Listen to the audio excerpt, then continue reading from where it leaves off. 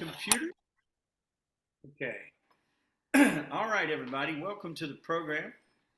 We're going to start out today with a little bit of kirtan. And I got a friend of mine, Chandrasekhar, with us.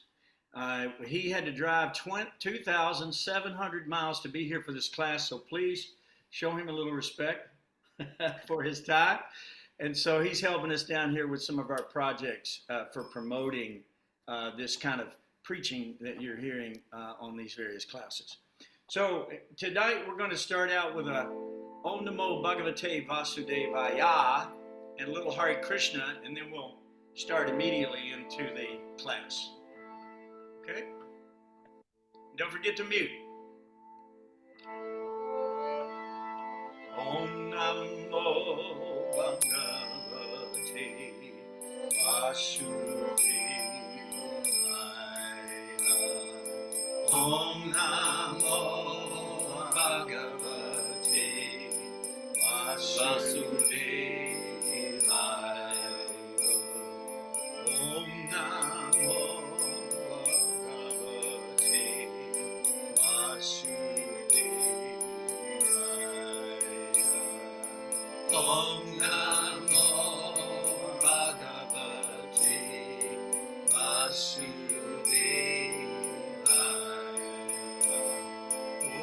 Om Namo Bhagavate Vasudevaya. Om Namo Bhagavate Vasudevaya. Om Namo Bhagavate Vasudevaya.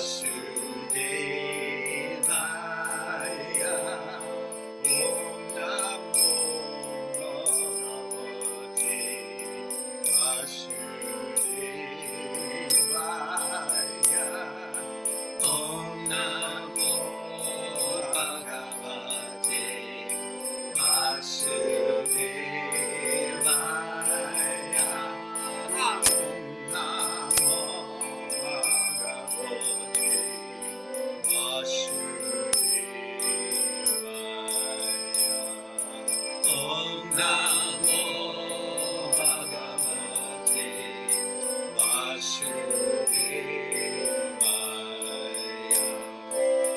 Krishna. Jai Shri Krishna. Jai Shri Krishna. Jai Shri Krishna. Jai Shri Krishna. Oh, Jai Shri Krishna. Jai Shri Krishna. Jai Shri Krishna. Oh, Jai Shri Krishna.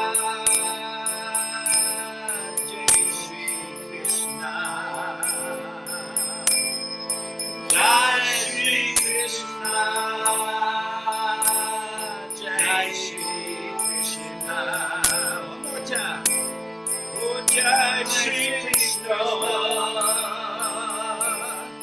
Jai Shri Krishna.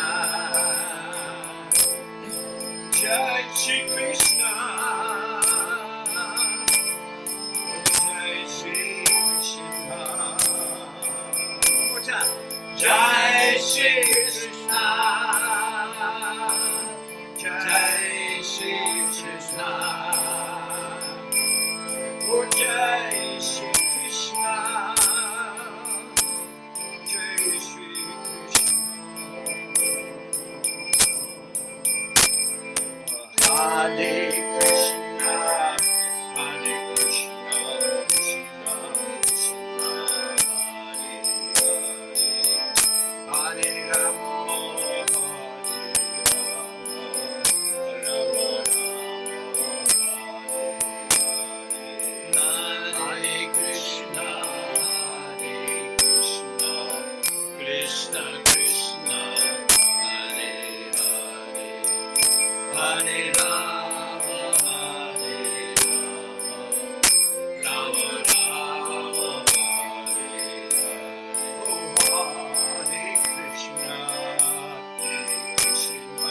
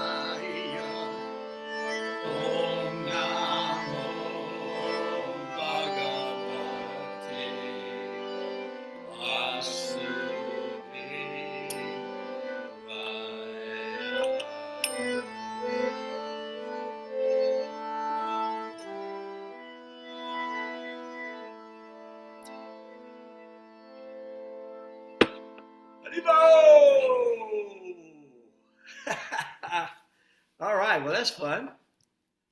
Okay, did everybody hear that okay? Let me see your thumbs up if you can. Ah, all right, thank you. The hand himself is here. So, okay, guys, so the last chapter that we had, you might remember the name of it, right? Was Krishna is the source of all incarnations, right? So tonight we're going to be reading 2 chapters. So I wanted to keep the kirtan a little short. I think it'll take a good 45 minutes to get through this reading. And if we get through earlier, we'll have some nice commentary at the end, or you can stop us along the way and ask any questions you want.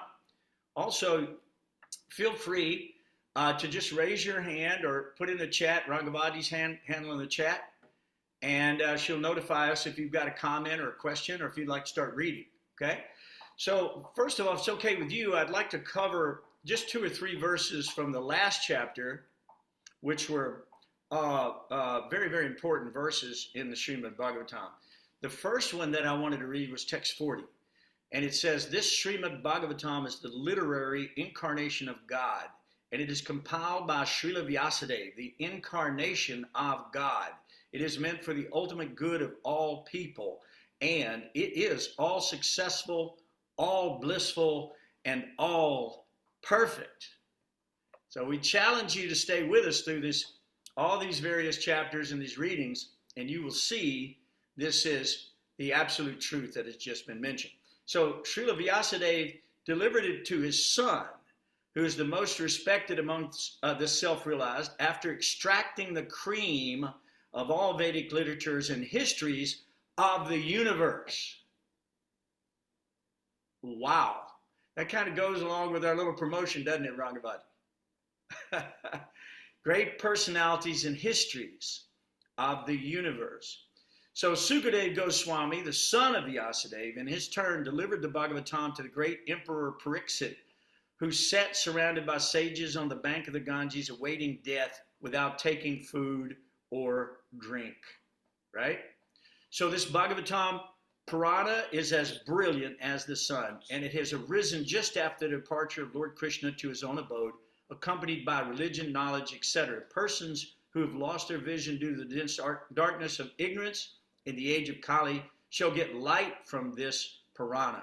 O learned Brahmanas, when Sukadeva Goswami recited Bhagavatam there in the presence of Emperor Pariksit, I heard him with rapt attention, and thus by his mercy I learned the Bhagavatam from that great and powerful sage. Now I shall try to make you hear the very same thing as I learned it from him and as I have realized it. So that, I wanted to set this up in case we've forgotten who's speaking, who's compiling, right, the Vedic literatures, and what this great discourse of where it took place and what times. You might remember it was spoken originally by Sukadeva Goswami to Maharaj Pariksit, and then later in the forest of Naimisharanya, spoken by Sutta Goswami, who had heard it from the lips of Sukadeva Goswami. So that's the setup, okay? Are there any questions about that?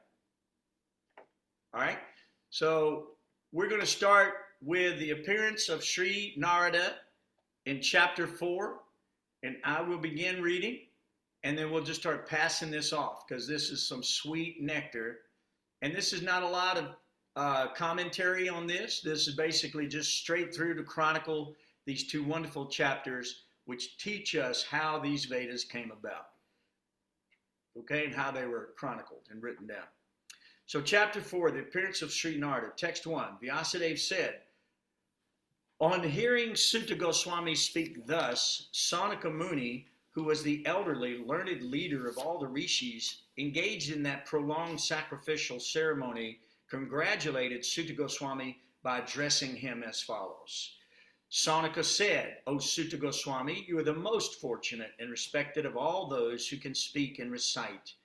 Please relate the pious message of Srimad Bhagavatam, which was spoken by the great and powerful sage Sukadeva Goswami. In what period and at what place was this first begun? And why was this taken up? From where did Krishna Dvaipayana Vyas, the great sage, get the inspiration to compile this literature? His, Vyasadev's son, was a great devotee, an equibalanced monist, whose mind was always concentrated in monism.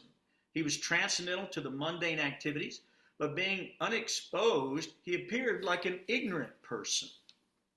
While Srila Vyasadeva was following his son, beautiful young damsels who were bathing naked covered their bodies with cloth, although Sri Vyasadeva himself was not naked.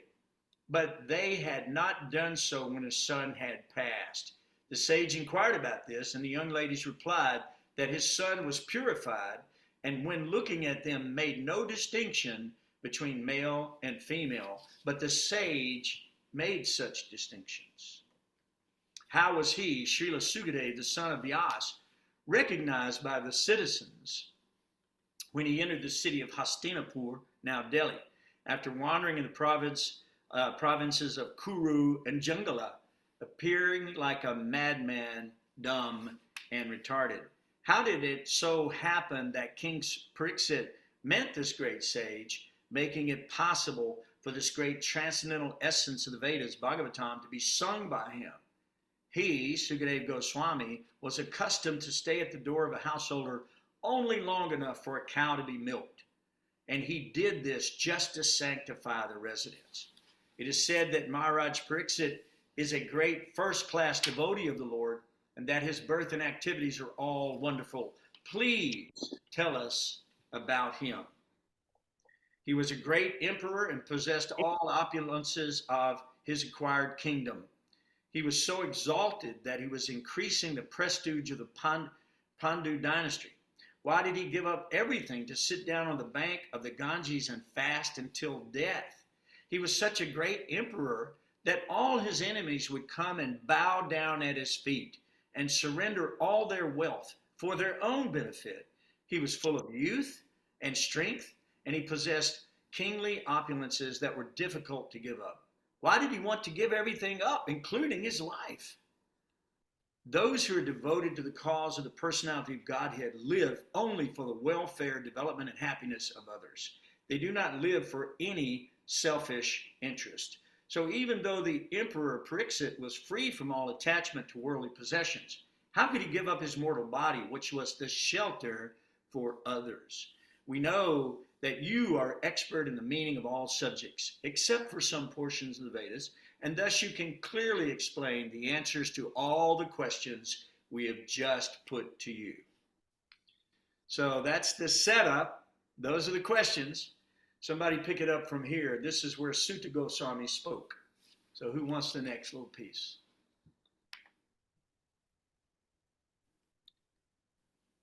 Chandra, you want it? Okay. Hey, I can do. Okay, go ahead and get it. And then Chandra will pick up here in a minute. Yeah. All right. Just to clarify, you're talking about 15? Yep. Okay. Well, once upon 14, excuse me, 14. 14, you got it. All right. Sutta Goswami said, when the second millennium overlapped, the third, the great sage, Vasudeva, was born to Parasara in the womb of Satyavati, the daughter of Vasu. Feel free to correct my pronunciations. Doing fine. All right. Once upon a time, he, Vasudeva, as the sun rose, took his morning ablution. Is that correct? Ablution. Ablution, thank you. In the waters of the Sarasvati and sat alone to concentrate. The great sage, Vasudeva, saw anomalies in the duties of the millennium. This happens on the earth in different ages due to unseen forces in the course of time. The great sage, who was fully equipped in knowledge, could see through his transcendental vision the deterioration of everything material due to the influence of the age. He could also see that the faithless people in general would be reduced in duration of life and would be impatient due to lack of goodness. Thus, he contemplated for the welfare of men in all statuses and orders of life. He saw that the sacrifices mentioned in the Vedas were means by which the people's occupations could be purified. And to simplify the process, he divided the one Veda into 4 in order to expand them among men. The 4 divisions of the original sources of knowledge, the Vedas, were made separately, but the historical facts and authentic stories mentioned in the Puranas are called the fifth Veda. After the Vedas were divided into 4 divisions, Hala Rishi became the professor of the Rig Veda, Jamini the professor of the Sama Veda, and Vaisampayana alone became glorified by the Yajur Veda. The Samantu Muni Angira, who was very devotedly engaged, was entrusted with the Atharva Veda, and my father, Ramaharsana, was entrusted with the Puranas and historical records. Right. Keep rolling? Yeah, just a little more. All right. All these learned scholars in their turn rendered their entrusted Vedas unto their many disciples, grand disciples, and great-grand disciples, and thus the respective branches of the followers of the Vedas came into being. Thus the great sage Vaisadeva, who was very kind to the ignorant masses, edited the Vedas so they might be assimilated by less intellectual men. Out of compassion, the great sage thought it was wise that this would enable men to achieve the ultimate goal of life. Thus he compiled the great historical narration called the Mahabharata for women, laborers, and friends of the twice-born. O twice-born Brahmanas, still his mind was not satisfied, although he engaged himself in working for the total welfare of all people. Thus the sage, being dissatisfied at heart, at once began to reflect, because he knew the essence of religion, and he said within himself, Okay. I have... I'm going to stop you Yep. there. Perfect. And I'm going to bring you back in a minute, though. So don't go. Okay. So I'm buckled. I'm ready.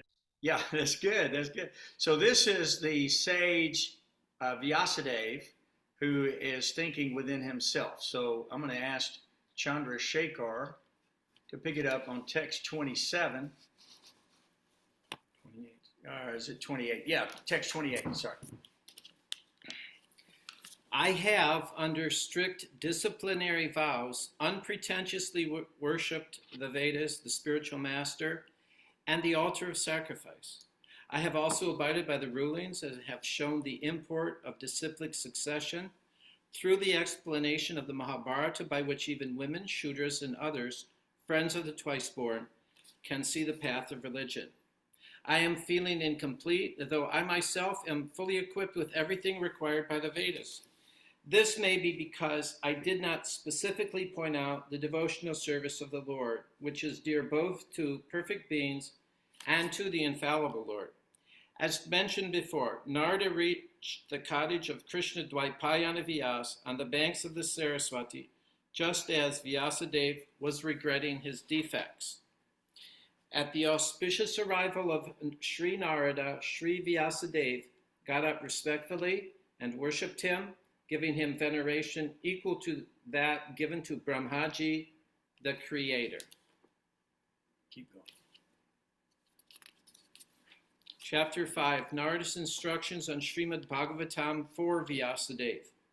Sutta Goswami said, thus the sage amongst the gods, Narada, comfortably seated and apparently smiling, addressed the rishi amongst the Brahmins, Vedavyas. Addressing Vyasadeva, the son of Parashara, Narada inquired, are you satisfied by identifying with the body or the mind as objects of self-realization? Your inquiries were full, and your studies were also well fulfilled, and there is no doubt that you have prepared a great and wonderful work, the Mahabharata, which is full of all kinds of Vedic sequences elaborately explained. You have fully delineated the subject of impersonal Brahman as well as the knowledge derived therefrom. Why should you be despondent in spite of all this, thinking that you are undone, my dear Prabhu? Sri Vyasadeva said, all you have said about me is perfectly correct. Despite all this, I am not pacified. I therefore question you about the root cause of my dissatisfaction, for you are a man of unlimited knowledge due to your being the offspring of one Brahma who was self-born without mundane father and mother. My Lord, everything that is mysterious is known to you because you worship the creator and destroyer of the material world and the maintainer of the spiritual world, the original personality of Godhead, who is transcendental to the 3 modes of material nature. Like the sun, your goodness can travel everywhere in the 3 worlds, and like the air, you can penetrate the internal region of everyone. As such, you are as good as the all-pervasive Supersoul. Please, Therefore, find out the deficiency in me despite my being absorbed in transcendence under disciplinary regulations and vows. Sri Narada said, you have not actually broadcast the sublime and spotless glories of the personality of Godhead. That philosophy, which does not satisfy the transcendental senses of the Lord, is considered worthless. Although, great sage, you have very broadly described the four principles, beginning with religious performances, you have not described the glories of the Supreme Personality, Vasudeva. Those words, which do not describe the glories of the Lord, who can alone sanctify the atmosphere of the whole universe, are considered by saintly persons to be unto a place of pilgrimage for crows. Since the all-perfect persons are inhabitants of the transcendental abode, they do not derive any pleasure there. On the other hand, that literature, which is full of descriptions of the transcendental glories of the name, fame, forms, pastimes, etc. of the unlimited Supreme Lord, is a different creation full of transcendental words directed toward bringing about a revolution in the impious lives of this world's misdirected civilization. Such transcendental literatures, even though imperfectly composed, are heard, sung, and accepted by purified men who are thoroughly honest.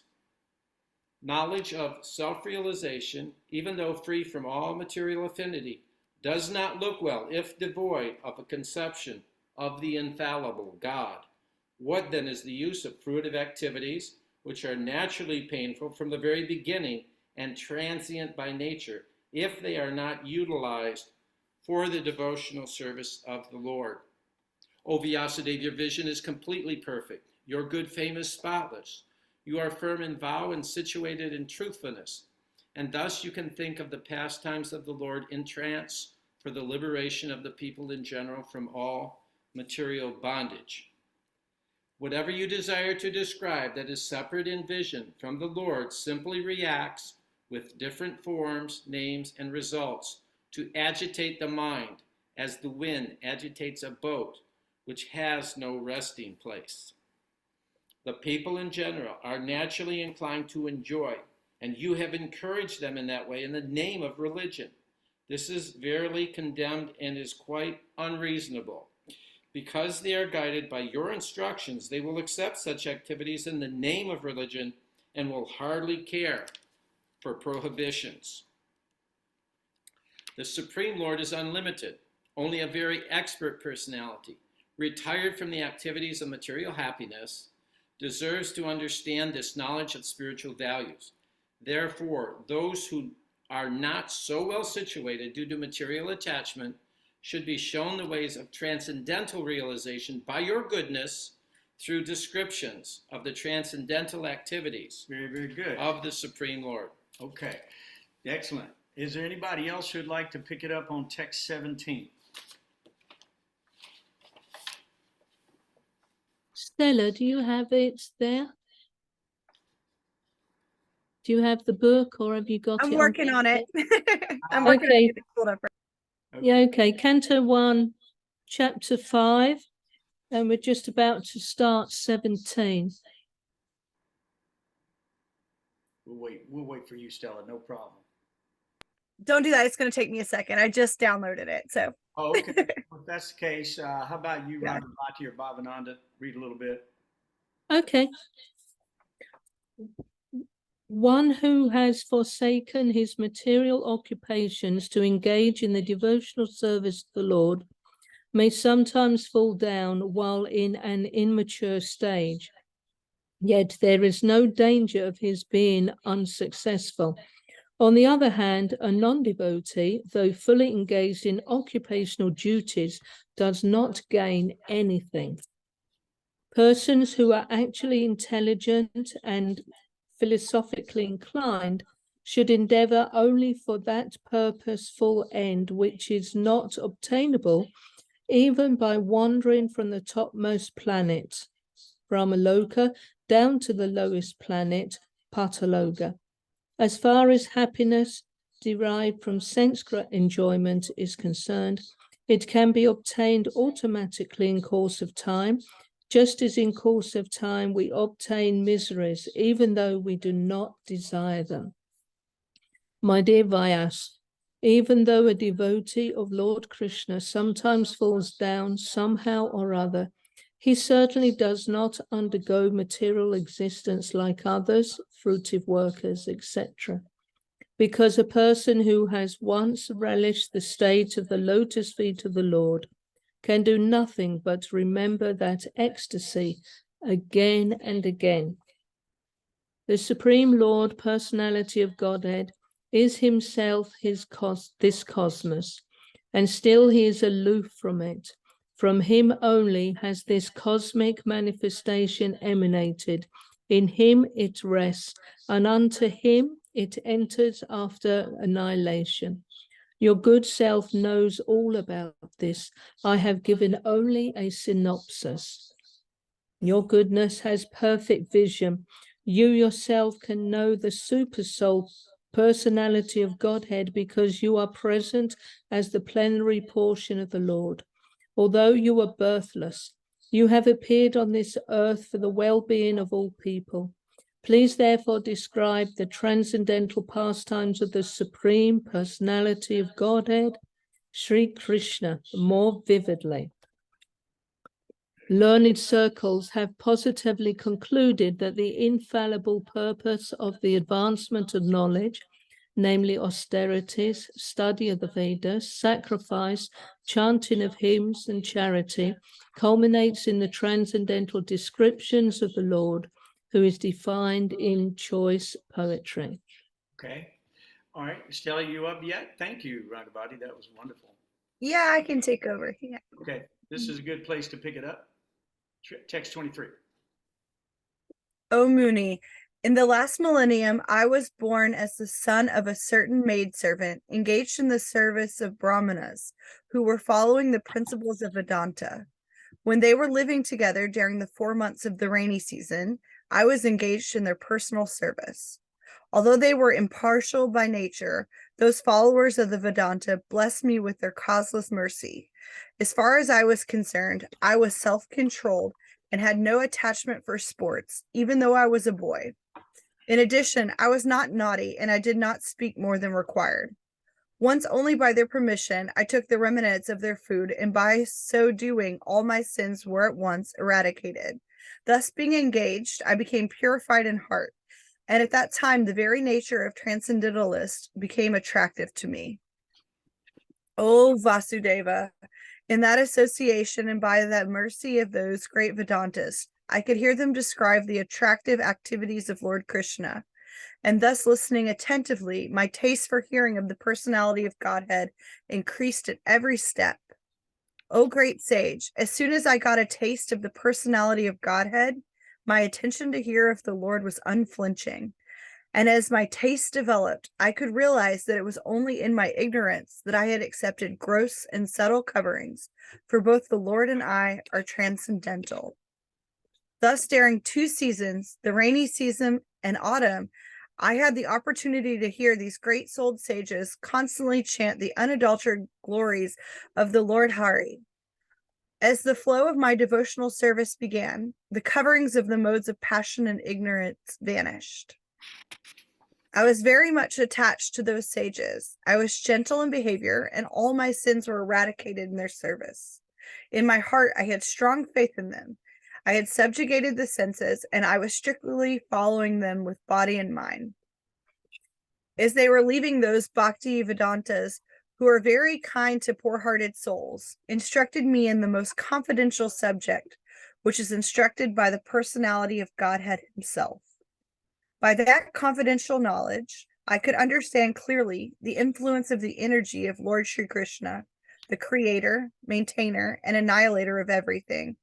By knowing that, one can return to him and personally meet him. O Brahmana Vasudeva, it is decided by the learned that the best remedial measure for removing all troubles and miseries is to dedicate one's activities to the service of the Supreme Lord Personality of Godhead, Sri Krishna. O good soul, does not a thing applied therapeutically cure a disease which was caused by that very same thing? Thus, when all a man's activities are dedicated to the service of the Lord, those very activities which caused his perpetual bondage became the destroyer of the tree of work. Whatever work is done here in this life for the satisfaction of the mission of the Lord is called bhakti yoga, or transcendental loving service to the Lord. And what is called knowledge becomes a concomitant factor. Beautiful. Thank you. And we'll let, if there's anybody else who would like to grab this last bit, I think we're going to another about 10 verses. Thank you, Stella. That was excellent. What about you, Bhavananda? You haven't read yet. Let me see your hand. I was just having trouble seeing. Yeah, there you go. Can you see it? Yes, now I can. Okay. Text 36. While performing duties according to the order of Sri Krishna, Supreme Personality of Godhead, one constantly remembers him, his names, and his qualities. Let us all chant the glories of Vasudeva along with this planetary expansion. Yeah. Pranayama, Prajuna, Prajuna, Aniruddha, Aniruddha, Sankarshan. and him, Sankarshan. Yep. Thus he is the actual seer who worships in the form of the transcendental sound representation, Supreme Personality of Godhead Vishnu, who has no material form. O Brahmana, thus by the Supreme Lord Krishna, I was endowed first with the transcendental knowledge of the Lord, as inculcated in the confidential parts of the Vedas, then with the spiritual opulences, and then with his intimate loving service. Please, therefore, describe the Almighty Lord's activities, which you have learned by your vast knowledge of the Vedas, for that will satisfy the hankerings of great learned men, and at the same time mitigate the miseries of the masses of common people who are always suffering from material pangs. Indeed, there is no other way to get out of such miseries. Okay, that's those two chapters, and we've gone through those two chapters a little quicker than I actually thought. So we got through those, and it leaves us a little time where we can discuss some of these verses and some of these concepts. So just what comes to mind immediately to me, and then we'll open the floor for discussion. But what comes to mind immediately is that this whole purpose of writing down the Vedic literature and putting it in the 4 Vedas, and then the 5th Veda, the Puranas, which give us the stories, the beautiful stories of the personality of Godhead, which allow us to become attached to God and develop our original Swarup Siddhi, our original relationship, one of 5 different types of relationships we've discussed previously. That's what this is for. This is designed to bring us back home, back to Godhead, and mitigate the miseries of the masses of the common people, who, by the way, are always suffering from material pangs. And it says there is no other way to get out of this misery. So that is the purpose of what we're seeing. And now we know how this happened, who spoke it, when it was spoken, who was spoken to, what was the purpose of it being spoken. We now understand this. We understand who the personalities are, and therefore the story becomes clear. So when we start reading in the future some of these wonderful stories of the incarnations of God and all the other activities surrounding that, you'll have a better understanding of it. And if you forget anything, just come back to these 2 chapters and it'll set you up again so you can understand that. So he had written the Mahabharata, right? So the Mahabharata, the history of the world, he had written that. He had done all these things. He had discussed basically in those 4 Vedas, Karmakanda. Karmakanda means how to live better in the material world, how you can attain a heavenly body. He can live a long period of time and go back to the heavenly planets where Brahma is, right?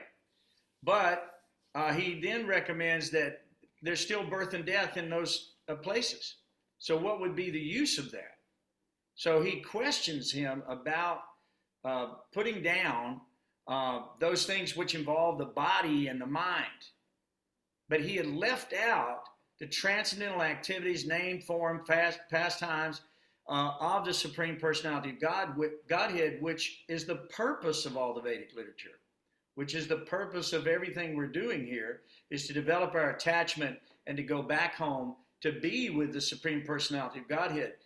In the verse here, it says that you return back home and you can see God face to face, right?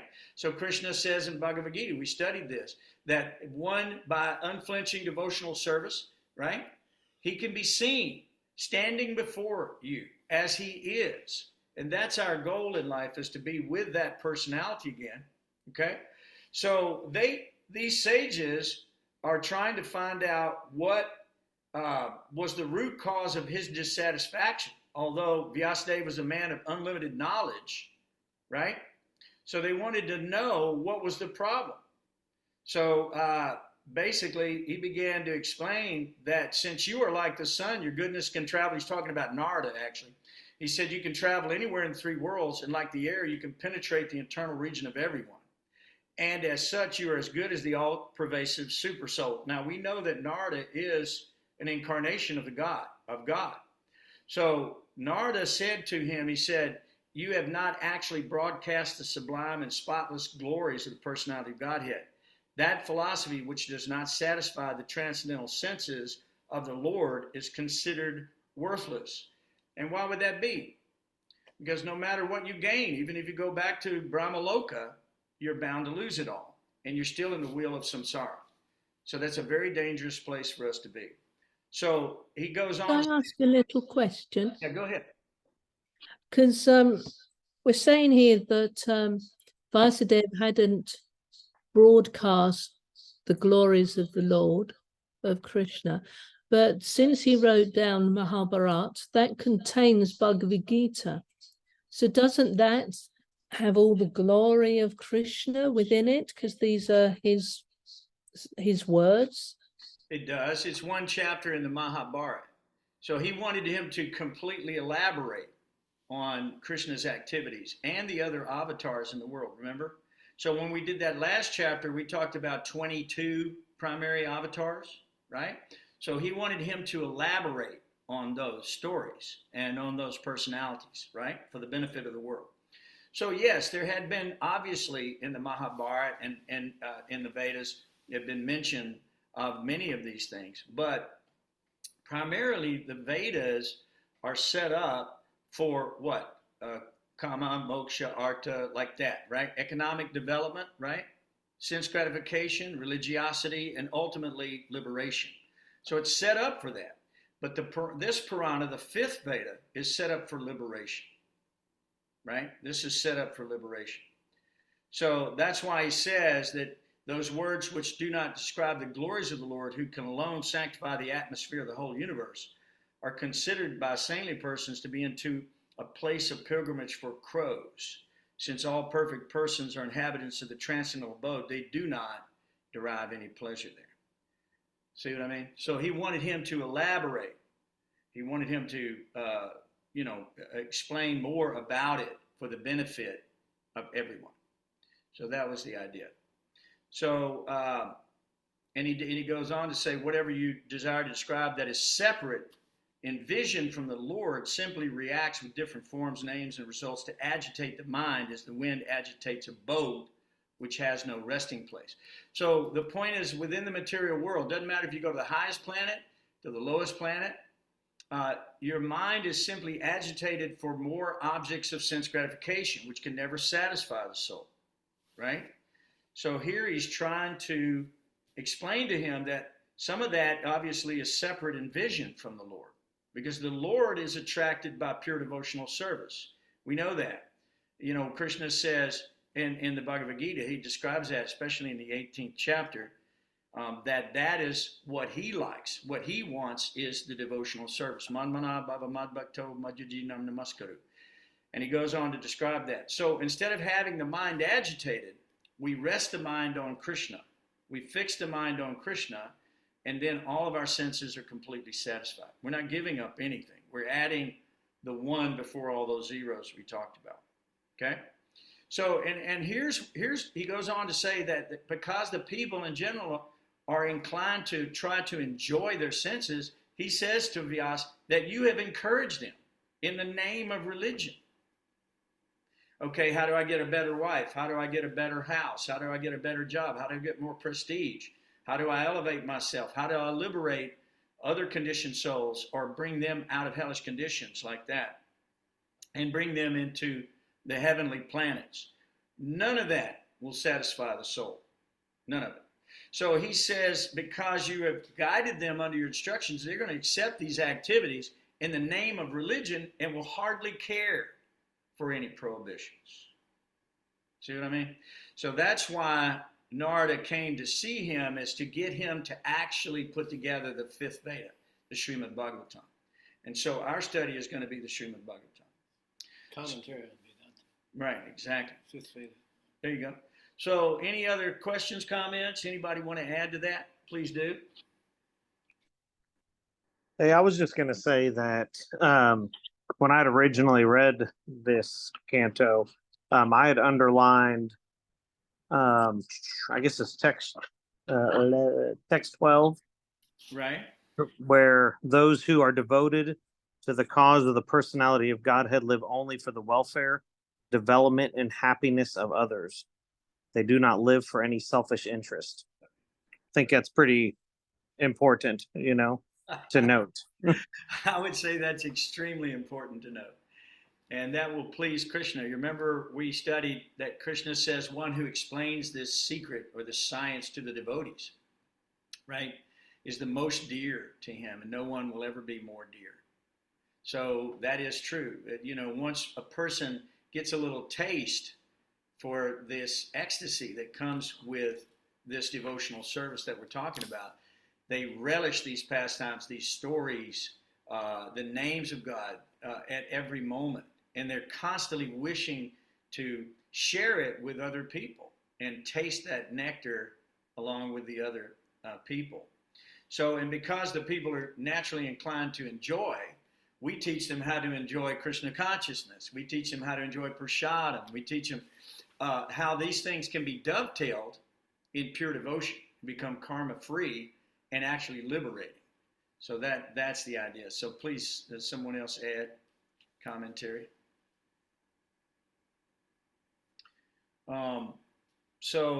A person here, it says, a non-devotee, though fully engaged in all their occupational duties, and you may be perfect in your occupational duties. You may be the best banker, for an example, or the best accountant. You may be the best at whatever your occupation is, but if it's not dovetailed in the service of the Lord, you don't gain anything. As a matter of fact, you lose everything in that situation.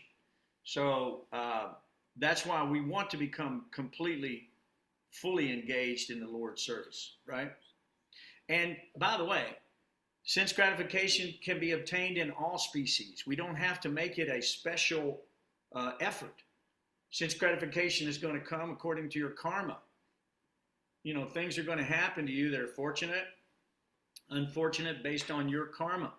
But he goes on to say that even though you may fall down accidentally, you may fall down somehow or the other, you don't undergo material existence like others, like fruitive workers. Because a person has once relished the taste of the lotus feet of the Lord can do nothing but remember that ecstasy again and again. That's called Krishna consciousness. So we're hearing about Krishna right now. And by hearing about Krishna, we're going to become attached to Krishna. We're going to hear about the adventures of God in this universe, in various species, various incarnations, and all of them are designed to bring about a revolution, a spiritual revolution in the consciousness of unfortunate, misguided mankind. right? So the idea is to develop these tastes. We may not have these tastes immediately, but certainly over a period of time, these tastes will develop by hearing these stories, right? Just like some people are reading these fiction novels and they're becoming very attached to personalities that don't actually exist. They're figments of people's imagination. Sometimes they're very voluminous, like the Iliad or Homer's, whatever, you know. Those things don't actually provide any spiritual benefit. All they do is waste the time, occupy the mind, and agitate the mind. The mind is racing, thinking, oh, if I could only have that, or if I could be in that situation, I'd finally be happy. You know, I've heard people say, oh, if I could just be my cat, I would be completely happy. But they should take a little closer look at the life of that cat. That cat is engaged in a hard struggle for existence every day. And if you don't feed it, it will have to go out, hunt, and try to survive. And it can be very, very difficult. So we're all in that situation, and we have to realize the precarious condition that we find ourselves in. This is what we talked about before, Tato Brahma Jigasa. Why am I here? Who put me here? Why am I suffering here? These are intelligent questions that every sane person should ask. Do I want to die? No. How can I stop the death process? The only cure for death is this Srimad Bhagavatam. The cure for death permanently is this Srimad Bhagavatam, because it will bring you back to Krishna, where you can see him face to face. He's come to the world over and over and over again. Why? To attract your mind. So by hearing these stories, your mind will be attracted to Krishna, and gradually you'll become Krishna conscious, and then gradually you'll develop a taste. And instead of having a lower taste for these sense gratification objects, you'll develop a higher taste. And that higher taste will carry you through this process. And by the way, he described this process. He described the process. Narada described the process. He said there were some Bhaktivedantas that came to his house during the rainy season. And they stayed there, and only once did he take the remnants of the food of the prasadam of a pure devotee. That's Mahama. He took that. He took that. And by doing that, he gradually gave up all of his attachments. His sins were at once eradicated. He became pure at heart. And he became interested in the nature of the transcendentalist. Right? So that was the first thing. He became somewhat enlightened by their association. His sins were diminished. And by the mercy of those Vedantists, he heard them describe the activities of the Lord. His taste for hearing increased more and more and more at every step. And as soon as his taste increased, what happened? His attention to hearing of the Lord became developed and unflinching. So he became fixed in his Krishna consciousness, right? And as soon as his taste developed, he could realize that it was only in his ignorance that he had even accepted a gross or subtle body. And he began to realize that both he and the Lord were actually of the same nature. They were both transcendental to the material world. And this covering of blood, bone, mucus, bile, air, come on. Is that you? Which one are you? Are you the mucus? Are you the marrow? Are you the bone? What are you? Are you the hairs? Right? I mean, is that what you are? Right? No. What you are is that eternal spiritual soul inside the body. And the body is this big machine made of material energy, 25 elements. And you're a little spiritual spark, 1/10,000th the tip of a hair. You're sitting in the heart and you're driving this big machine. You know, we saw this movie one time, and this little alien was about this big, and he was in this gigantic machine. And after they killed the machine, the top opened and the little alien was sitting in there. He was about this big. So that's kind of what we are. This body is actually alien to us. We're not material. We are spiritual. So he says it was only by his ignorance that he had accepted these gross and subtle coverings. It's by our ignorance that we've accepted these coverings. That's it. So once we know who we are, we can identify with our true self, right? Right now we're identifying as a man, a woman, a black person, a white person. You might be an American, you might be from another country, and all of these identifications are false. They're illusion. What were you in your previous life? What were you in your previous 1 million lives? You've tried it all. You've been to the highest and the lowest planet. You've tried it all. Are you satisfied? I don't think so. So what he says is because he had the association of great souls, and they constantly chanted the unadulterated glories of Lord Hari, the flow of his devotional service began. He could feel it flowing through him like a river. And guess what happened next? The modes of passion and the modes of ignorance vanished. This is the process of bhakti yoga. When you gradually make progress by hearing and chanting and remembering, Shravanam, Kirtanam, Vishnu, Smadanam, when you actually start that flow of devotional service in your heart, you'll feel these other things fade away. You'll feel your consciousness rising from these lower chakras, actually. And you'll feel passion and ignorance fading away, and you'll become more in the mode of goodness, just like Jeremiah quoted that verse a minute ago. They're compassionate to all living entities. When you actually advance your consciousness, you start to love all of God's creation. Not only the personality of God, but all of his creation. Right? So when those modes of ignorance and passion vanish, then you develop a strong faith. Right? You start developing strong faith, and you start following very, very carefully those pure devotees, those bhaktivedanttas, right? And when you follow what they're saying, then your advancement starts to manifest more and more and more. Because those souls are very kind to the poor-hearted souls like us, right? And so that's the basic point that he is making here. And you want, basically, just like he said,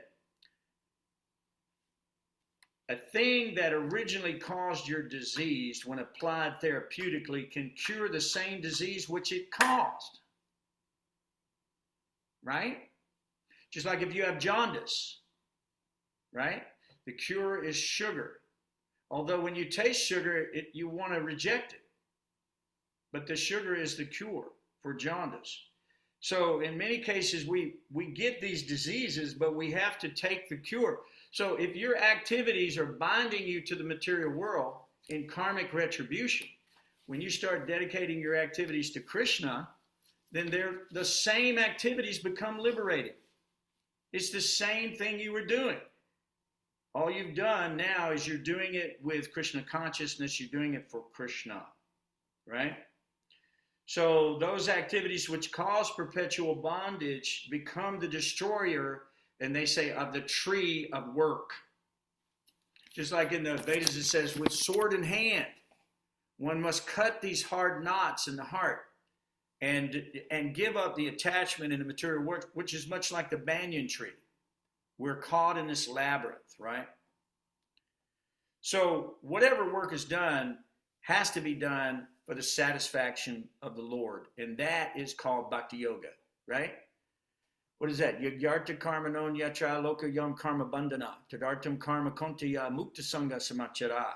So the Bhagavad Gita is very clear that work done for Vishnu has to be performed. It's not a question of if it should be performed, or maybe it might be nice if you do it. So while performing our duties according to the order of Sri Krishna, one constantly then remembers the Lord. They remember the name of the Lord. They remember the Lord's qualities. They become affected by the Lord. They feel love in their heart welling up, right? And when that happens, you are actually then getting on the path back home, back to Godhead. So I think it's pretty clear. Narada shows us the way by his own example, what happened to him. And when you hear the next chapter, he goes off. His mom ends up getting killed by a snake, by the will of time, eternal time. And he travels all over the world. And he finally comes to a place where he sits down and meditates on the Lord within his heart. And because of his purity and because of the association with the Vaishnavas, taking the remnants of their prasadam, the Lord immediately manifests in his heart. This is in the next chapter. And it describes what happens to Narada. His tears flow from his eyes like torrents. His voice is choked up. He falls before the Lord, and he's relishing that. Indeed, he feels that ecstasy within him.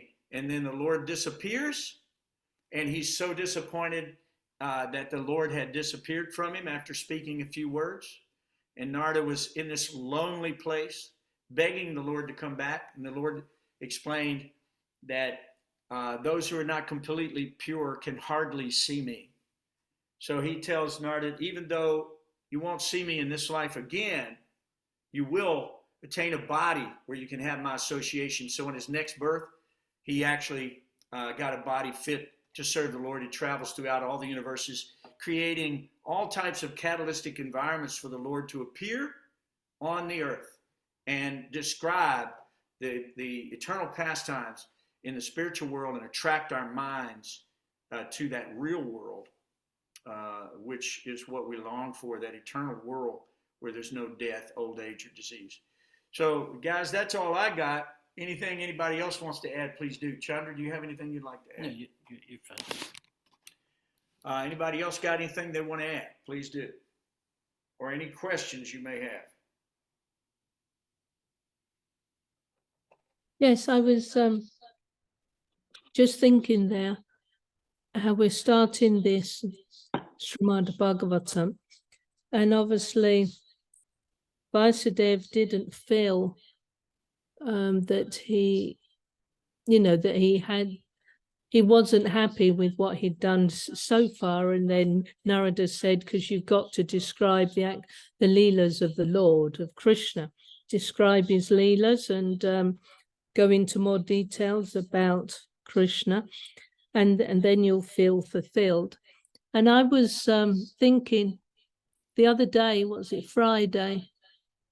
Friday, I spent 9 hours editing my Gurudev's book, his latest book, where he was describing pastimes of Krishna in 6 forests in Vrindavan. He did 6. He's going to do the other 6 in another book. But having those 9 hours, just concentrating on every single word, every single letter in his forthcoming book, every sentence, I felt so clean, and my consciousness was so, high. I really felt a lot more elevated than that. And obviously we've got so many books here. It's going to take us a long while. But if we can really concentrate on every single letter, every single word, it's really going to change our consciousness. Prabhupada he says that in the beginning. If you'll read all 9 chapters, you'll become 9 cantos, you'll be perfectly God realized by the time you get to the 10th. So therefore he asked him, he says, please then describe these activities of the Almighty Lord. For that will satisfy our hankerings. Nothing else can. So yes, we got a lot of cantos. That's a great thing. We want to go through them, pore over them. We want to discuss them. We want to talk about them. We want to ask questions about them. We want to remember these things daily. And just like Narada said, whenever he calls on the name of the Lord, all of a sudden he starts thinking about the pastimes, the activities of the Lord. And if you read about these great devotees who had association with the Lord, when they just remembered the Lord, many times their eyes would start flowing with tears of love. So that's the thing. That's what this is about, is to develop our devotional love for the Lord. And we do that in the association of devotees of the Lord. We're very, very busy discussing the activities of the Lord. There's no other purpose for human life. We're not here to work hard, like the animals. Our goal is to try to just conserve our time and our energy to hear and chant about the Lord's glories, because it won't be long and you'll be in the presence of the Lord when you're absent this body. And we just had one of our dear God brothers, Janamajaya Prabhu, whom I've known, and Chandra, you've known him for over 50 years, and he just left his body today. So everybody, please say a nice prayer for Janamajaya Prabhu. He was the temple president of Murari Sevaka, and he was also helped to open the Atlanta temple way back in, 69 was it? Something like that. Chandra was there. He was on 13th Avenue. He knew Janamajaya. He was in the old temple before we even got the new. So yeah, whenever I talk to Chandra, he says, chant strong. That's his whole message, chant strong. Because if you chant strong, you're going to feel strong. You're going to feel the power and the might of God. You're going to feel this ecstasy you've been longing for. And all of these petty weaknesses of heart will fade, right? And then we'll get our courage back. We'll get our knowledge. Just like he asked Arjuna in the Bhagavad Gita, he said, now that you've heard all this, is your doubts now dispelled? Arjuna said, yes, and I'm prepared to act according to your instructions. So we want to get to that place. We want to say, I'm prepared to act according to your instructions. And by the way, when you read the stories of Krishna, I don't care who your hero is, they ain't nothing compared to what Krishna did in these Vedic literatures. They're not doing any miracles, they're not doing anything compared to what Krishna was able to do. So keep that in mind. If you want the greatest hero, he can be found in the Srimad Bhagavatam. If you want the greatest lover, you want the greatest of all, the greatest king, the greatest everything, you can find this in these stories of the Srimad Bhagavatam. So anybody add some commentary if you'd like, or bring up any other questions, We've got a few more minutes if you want it. If you're not, then we'll go ahead and finish this, and then we'll come back and start on the 6th chapter, right? I just wanted to say thank you. I recently lost someone also, and when you were reading about that, it brought me great comfort to know that they're probably in the presence of the Lord right now. And so, I know that your god brother is as well. So thank you for connecting on that. And I'm really glad I tuned in today to hear that message. Oh, well, thank you, Stella. Appreciate you.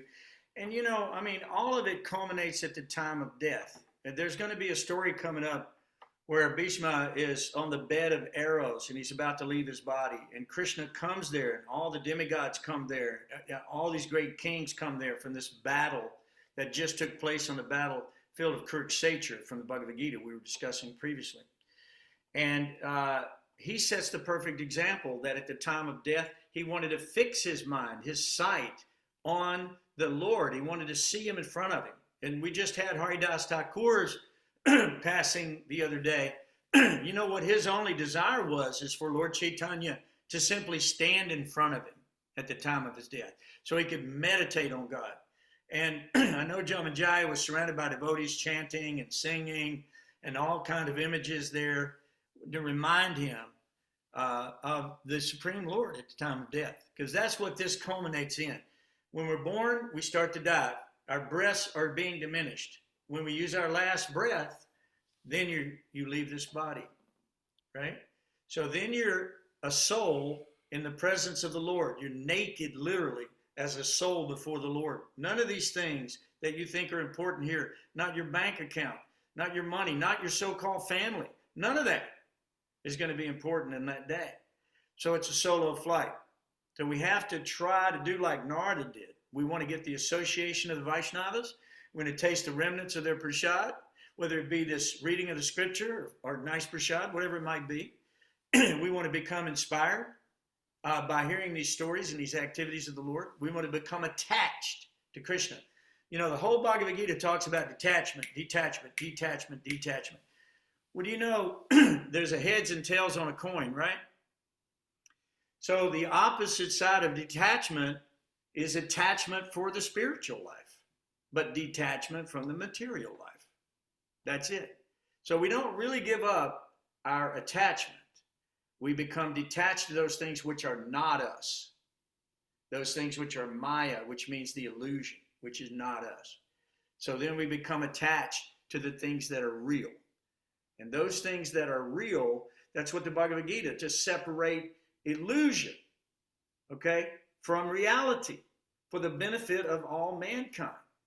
We're living in illusion, right? So we have to know who we truly are. We have to know our connection with God. We have to understand that the greatest connection with God, the only thing that really attracts him, doesn't matter how great a Ashtanga yogi you could be, how many austerities you can do. That's not going to impress the Lord. Not really. Okay? It's just like a child. If a child comes to you and you've given the child an allotment or an allowance of $5, and he comes to you and he tries to impress you with that $5, you're the one that gave him the $5, the child. But because he's bringing something to you out of the love of his heart, even though it's insignificant, it becomes the most important thing you could do. And it enhances the relationship of love between the parent and the child. So in the same way, we offer everything that we have back to Krishna because it came from him, including the body you're living in. Even the life of your life comes to you from Krishna. He is the life of your life. He's the soul of your soul. So try to understand, no one can be more intimate, no one can be more connected, no one can become more dear, no one can become more of a true friend. Told Arjuna, I'm speaking this to you because you're my friend. So he reveals his universal form to his friend because his friend is not envious. See what I mean? So that's all I got, guys. And if anybody wants to talk a while, just make yourself at home. Let's do it.